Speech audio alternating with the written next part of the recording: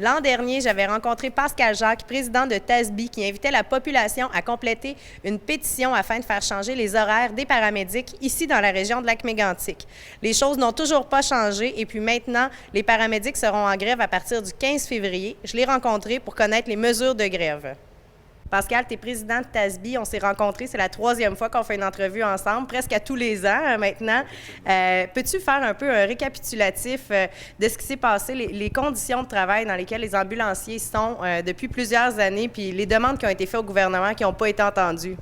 Ouais, une des demandes principales qu'on fait à l'organisation syndicale TASB depuis bien des années, c'est la bonification des horaires de faction, donc un horaire où ce que 2 paramédics et de garde à la maison.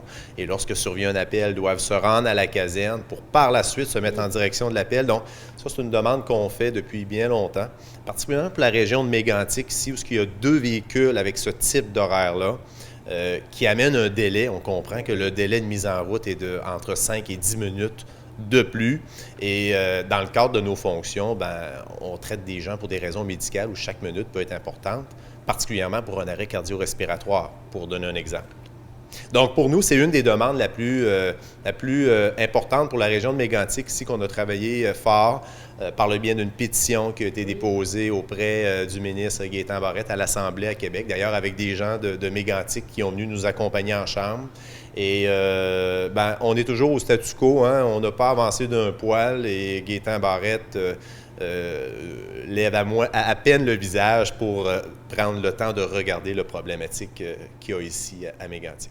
Parce qu'il faut le dire, tu l'as nommé, ça donne plus de temps avant que vous répondiez justement à un appel. Si justement le paramédic est chez eux et puis là, son téléphone sonne, il faut qu'il se rende, il faut qu'il s'habille, qu'il s'en vienne. Donc, c'est des délais pour la population qui sont plus longs.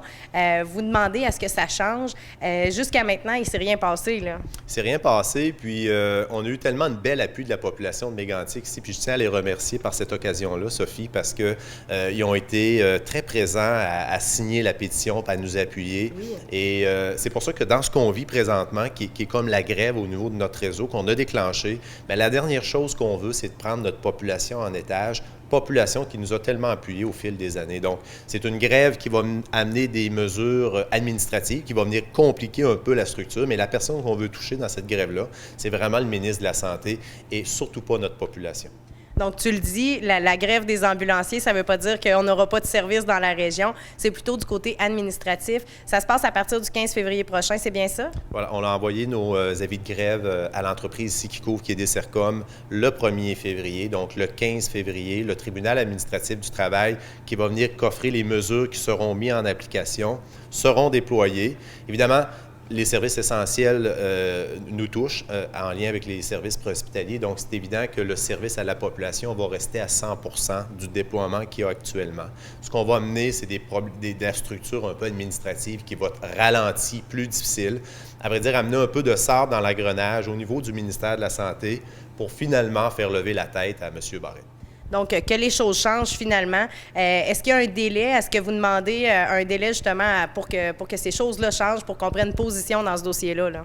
Donc, on est sur un mandat de grève qu'on a adopté de par nos paramédics ici de Mégantic pour un temps illimité. Okay. Donc, tant qu'aussi longtemps que le conflit dure, on pourra être en grève.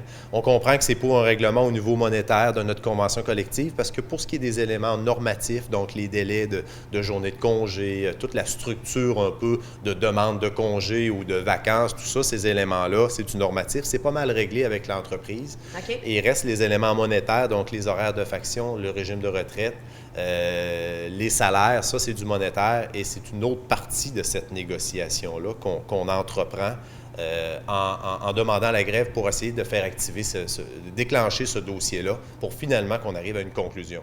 Donc, on souhaite pour les paramédics de la région, mais de très grand dans le territoire, que ça change. Et puis, si les gens veulent suivre l'actualité, savoir ce qui se passe avec ça, s'il y a eu des nouveautés dans le dossier, est-ce qu'il y a un site web auquel on peut se référer pour avoir des nouvelles? Oui, tasb.ca. Donc, sur le mur, vous allez voir l'ensemble des actualités en lien avec le dossier qui nous concerne ici, donc tasb.ca. Je te remercie beaucoup, Pascal, et puis je vous souhaite la plus grande des chances. Je vous souhaite que les choses changent pour vous autres. Merci, Sophie.